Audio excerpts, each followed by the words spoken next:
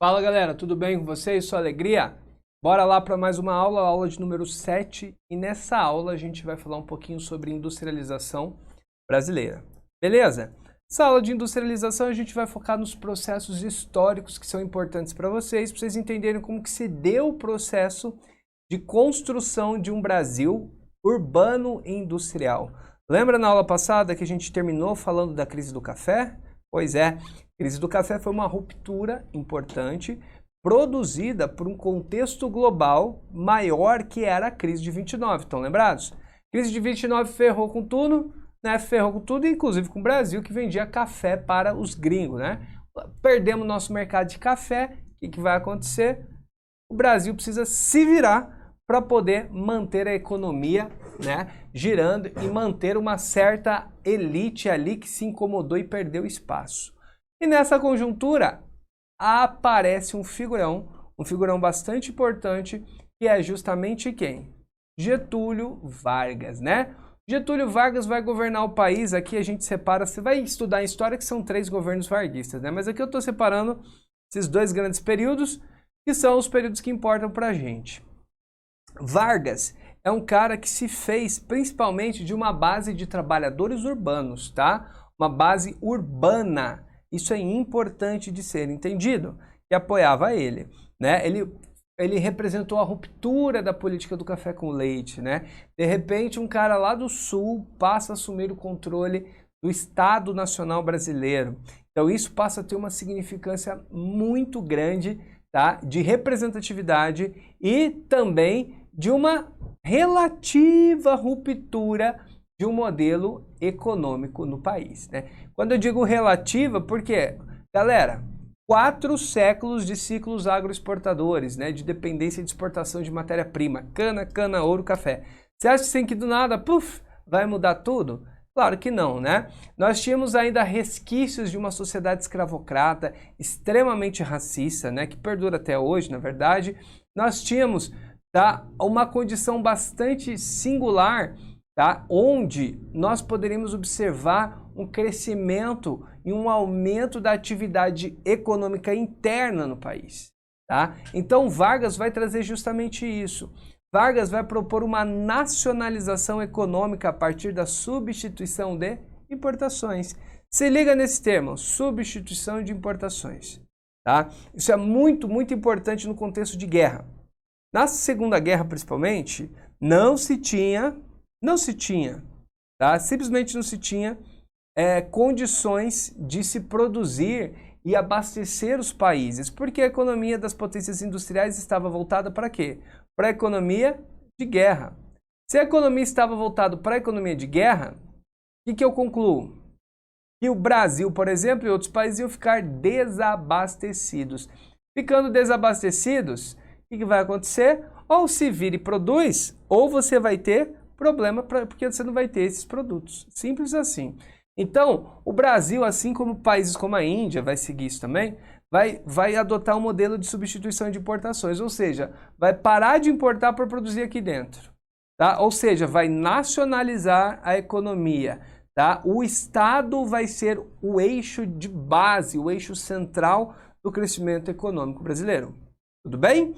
As indústrias chamadas de base, que precisa para impulsionar as outras, vão se fortalecendo, ganhando corpo, vão ganhando relevância e importância no Brasil. E eu gosto sempre de citar essa aqui, ó, Companhia Vale do Rio Doce, né, que hoje é privatizada, mas era a companhia nascida ali para explorar minérios no Brasil, que é a base, né? Vamos lembrar a indústria de base? Indústria de base é a indústria de matéria-prima, que mexe com minério, que mexe com petróleo, essas paradas aí. Isso é indústria de base, né? Por isso a Companhia Vale era importante, por isso a Companhia Siderúrgica, né, Nacional era importante, e logo na rabeira vem a Petrobras, que perdura aí firme e forte como uma empresa considerada uma grande empresa produtora de tecnologia no Brasil, né? Então isso é bastante importante, tudo bem? Então Vargas tem esse ímpeto nacionalista,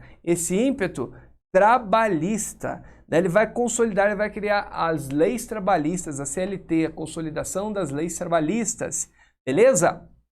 que foram tão e tão importantes para organizar as relações de trabalho, tá, no país que vinha se transformando num país industrial.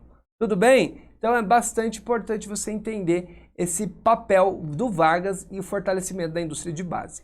Professor, e as outras indústrias que não são de base? Bom, indústrias de bens de consumo não duráveis, o que são não duráveis?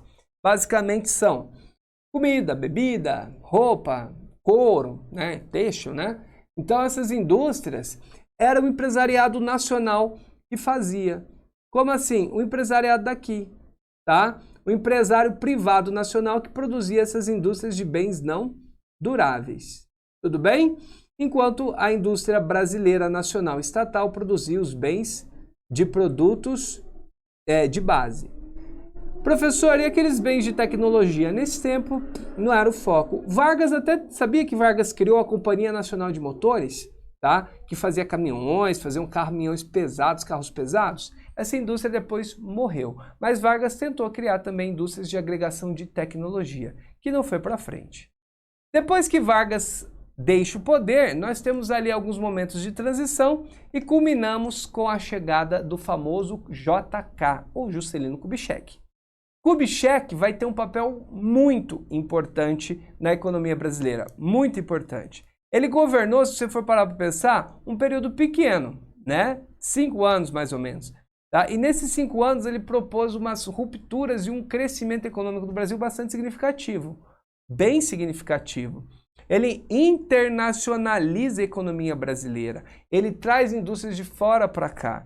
Tá? Ele produz um aumento expressivo do investimento em infraestrutura.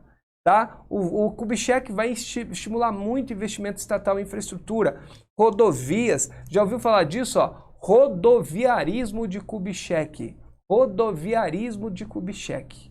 É o Kubitschek criando rodovia. Tá? Produção de energia, uma parada, um monte de coisa aí para alavancar a infraestrutura e a capacidade produtiva do Brasil, tá?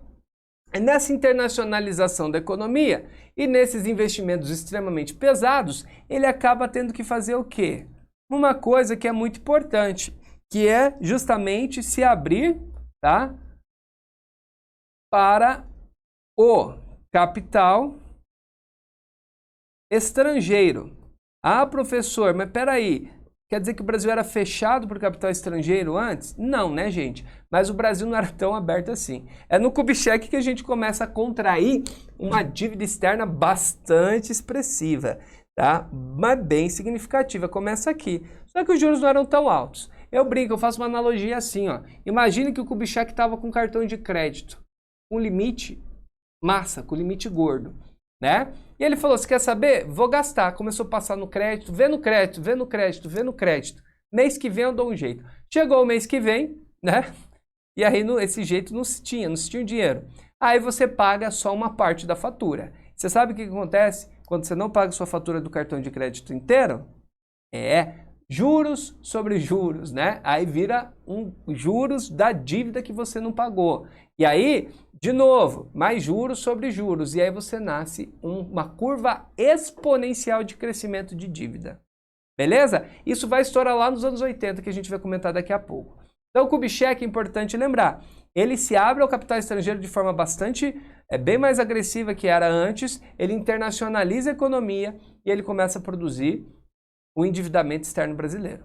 O tripé do JK, olha aqui, ó, presta atenção no tripé do JK. Ele continua com capital estatal, isso aqui não foi ele que criou, foi Vargas, capital estatal, lembra? Acabei de falar para vocês, capital estatal e indústria de base. Capital estatal e indústria de base, tá? Capital estatal e indústria de base, tudo bem? Tá? Então isso continuou a Petrobras, a CSN, continuou a Companhia Vale, enfim. O privado nacional, lembra que o Vargas, lá no Vargas, que o privado nacional fazia bens não duráveis? Continua aqui também, continua, tá? Continua, não mudou. Olha o que vai mudar significativamente, ó, o capital privado internacional, que são as famosas multinacionais, que vão começar a produzir o quê? Bens de consumo duráveis, tá? Duráveis, tá? Bens com alto valor agregado. Alto valor agregado, tá? Bens com alto valor agregado. Tudo bem, galera? Isso vai ser bastante importante aí no período do JK. Tudo bem? Então o Brasil passa a ter um monte de indústria estrangeira, passa a ter o capital privado nacional continuando produzindo aqui, e a capital e a indústria estatal de base e infraestrutura. Lembra que eu falei, ele vai investir em infraestrutura. Muito capital estatal em infraestrutura, infraestrutura e indústria de base. E aí nasce o tripé do JK. Lembrando, forjado a bastante endividamento. Isso não é pouca coisa, isso é bastante importante de lembrar. Beleza? O JK também, nos seus planos econômicos, ficou famoso pelo famoso plano de metas. Lembra do slogan? Crescer 50 anos em 5. Ó, que maravilha! E aí, galera, dou uma dica para vocês, né? Um alerta.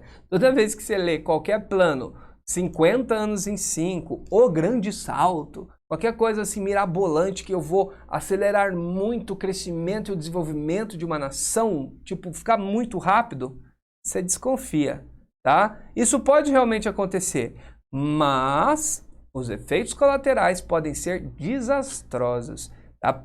Olha aí, eu consegui fazer o que eu falei, mas e o efeito colateral desse crescimento rápido em curto prazo? Tem que pensar nisso. Não falei da dívida externa? Pois é, a desigualdade no Brasil também vai ficar bastante significativa. Os planos de meta do JK eram divididos em eixos como indústria, energia, transporte, tá? Eram em eixos sociais também, né? Para combater a pobreza no Brasil, né? Eixos educacionais.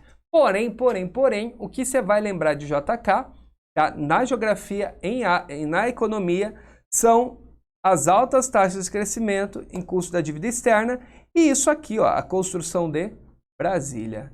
Tudo bem? O Brasil tem um rodoviarismo, né? Se eu quero vender carros, tipo da Ford, eu preciso ter rodovias, né? Então o Brasil ele cria bastante rodovia, bastante infraestrutura para poder vender carros e caminhões. Fechou?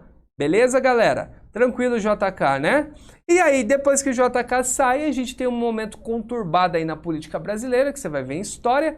E aí a gente tem um outro período bastante longo, que é o famoso período dos governos militares no Brasil. Professor, e a economia no período dos governos militares? Galera, não mudou muito da estrutura do JK, não. Continuou ainda o Estado criando infraestrutura, continuou as estatais do Estado, continuou muito investimento estrangeiro aqui com multinacionais, isso não acabou, isso continua, tá? Só que, e continuou o crescimento do endividamento brasileiro. Lembra lá? Forjado em dívidas externas? Importante lembrar que os governos militares do Brasil tinham a chancela, tá? E o apoio do governo estadunidense. E é por isso que ele manteve essa política de aproximação, tá? E de flerte com a indústria americana. Na verdade, é uma grande dependência, né? O Brasil aumenta a sua dependência econômica, tecnológica e política dos Estados Unidos. Tudo bem? Beleza? Outro esquema que ficou bastante famoso no período militar, tá? Foi o chamado milagre econômico brasileiro na década de 70, tá? Que vai gerar uma coisa bastante importante, né? Um crescimento econômico, o crescimento do PIB do Brasil que foi assombroso. Pra vocês terem uma noção, ali na década de 70, tá? Teve um momento que só a Alemanha e o Japão cresceram mais que o Brasil, em 73. Muito louco, né? Alemanha e Japão tinham acabado, né? Estavam se recuperando, Alemanha Ocidental, obviamente, né, gente? Estavam se recuperando e crescendo aí no mundo ali no mundo da Guerra Fria e tal, de validação do modelo capitalista americano. Então eram países que eram muito visados, né? E o Brasil estava ali como terceiro maior PIB. Só que, o que vai acontecer? Junto com esse milagre econômico, que não foi bem um milagre, né? Que foi um crescimento do PIB muito acentuado, aqueles problemas, lembra que eu falei, quando cresce rápido, não gera efeito colateral? Não tem jeito, gente, gera efeito colateral. Tá? E aí, a gente estava tendo uma desigualdade social no Brasil, desigualdade socioeconômica muito, muito forte, bastante acentuada, tá? E ainda por cima, um endividamento público brasileiro bastante acentuado. Nos anos 80, a coisa vai degringolar. É aqui que a coisa vai degringolar. Por quê? Porque lembra que eu falei do cartão de crédito lá do JK? A galera continuar usando esse cartão e não pagando a dívida inteira. Mano, chegou nos anos 80, virou uma bola de neve e a gente chama esse período de a década perdida brasileira. Instabilidade financeira, aí tinha outras crises globais rolando, né? Superinflação, né? Eu aposto que se é que vocês não fazem na casa de vocês, mas já ouviram falar de fazer a compra do mês, né? Já ouviu? Por que se falava? Ah, tem que fazer a compra do mês. Porque a superinflação era uma parada muito louca. Você recebia seu salário, ou você comprava tudo que você precisava para o mês inteiro naquele mesmo dia, ou no outro dia seu salário estava valendo menos. Entendeu? Na outra semana, aquele salário que você ganhou não tinha o mesmo valor, porque a inflação era diária. Então você pegava o dinheiro, corre para comprar tudo que você precisa, para você não perder depois com o aumento das coisas. Então era muito louco, aí cria-se essa cultura da compra do mês, né? Do evento da compra, do salário. Então era uma coisa muito louca, era uma tensão social, econômica muito grande, muita instabilidade, né? O desemprego começa a aumentar, a dívida pública que eu falei para vocês estava muito alta, vira uma bomba e começa a estourar. Tá? No final dos anos 80, olha o crescimento da inflação, olha que legal esse gráfico, né? Ó, inflação em porcentagem, tá? Olha aqui, ó, sobe, sobe, sobe. Olha no final dos anos 80, ó, explode para mais de 1000%, tá? Para mais de 1000%. No começo dos anos 90 ainda a coisa tá feia e aí a inflação vai despencar aqui. Plano real, ó 94. O plano real dá uma estabilizada na economia, aí ela fica oscilando, e é normal oscilar, ali perto de 10% para baixo, tá vendo? E aí ela cria o que a gente chama de estabilização econômica e estabilização, tá? Da inflação. Esses foram os anos 80. Beleza, galera? Ficou tranquilo esse período para vocês? Beleza? Tá vendo? Bastante coisa, né? Só um detalhezinho aqui que eu acho que vocês já perceberam, né? Aqui a gente tem uma aula de história, de geografia, mas você tem todo um conteúdo de história, fatos e elementos que não sou eu que vou abordar com vocês, tá? Então eu tô pegando generalizações para vocês entenderem a evolução da economia brasileira desde Vargas até este momento. Tudo bem? No próximo bloco a gente vai falar um pouquinho dos anos 90, não é? O ano do neoliberalismo no Brasil e comentar um pouquinho dos anos 2000, entre outros elementos. Beleza? Tchau, tchau e até daqui a pouco para o próximo bloco.